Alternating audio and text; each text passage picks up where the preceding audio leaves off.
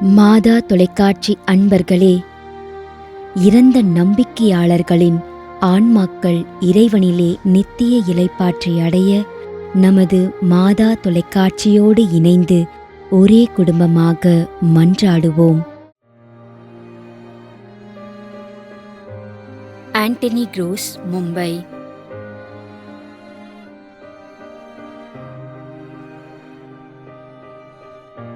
C. Anthony, Bangalore.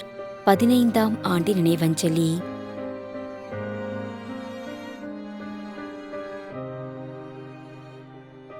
Amalorpava Mary, Mumbai.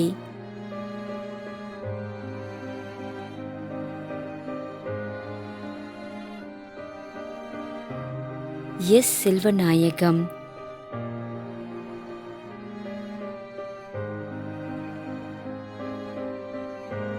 D. Edward Leo, 12ஆம் ஆண்டு நினைவஞ்சலி.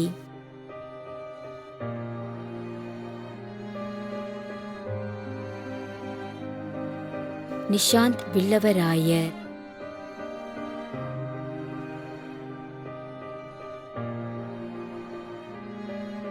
H. Francis Xavier, Alandur, Chennai.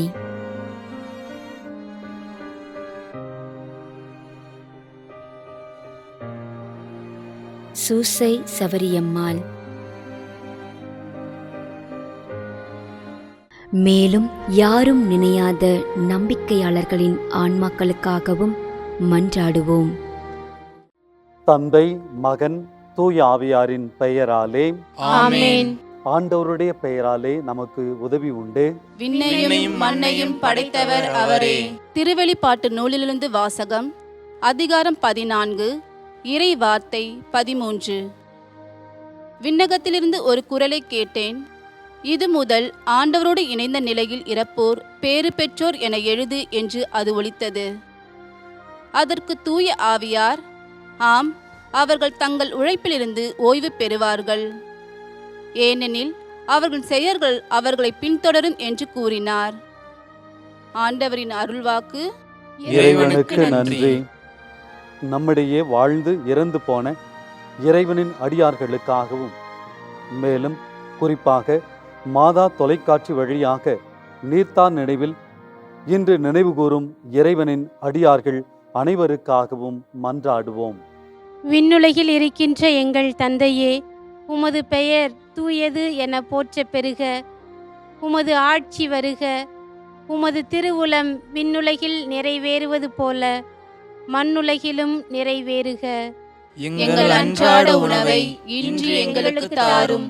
எங்களுக்கு எதிராக குற்றம் செய்வோரை நாங்கள் மன்னிப்பது போல எங்கள் குற்றங்களை மன்னியும். எங்களை சோதனைக்கு உட்படுத்தாதையும் தீமையிலிருந்து எங்களை விடுவித்தருளும். ஆமென். மன்றாடுவோமாக. இறைவா, இரக்கம் காட்டுவதும் மன்னிப்பு அளிப்பதும் உமது இயல்பு.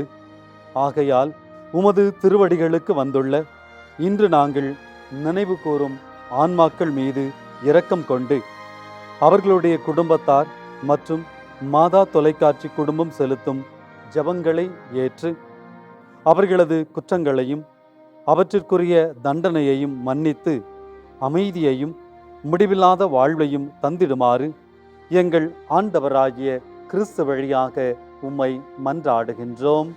ஆமென். நிலையான இளைப்பாறுதலை ஆண்டவரே இவர்களுக்கு அளித்தருளும். முடிவில்லாத ஒளி இவர்கள் மேல் ஒளிர்வதாக. இறந்த நம்பிக்கையாளர்களின் ஆன்மாக்கள் இறைவனின் இரக்கத்தினால் அமைதியில் இளைப்பாறுவனவாக. ஆமென்.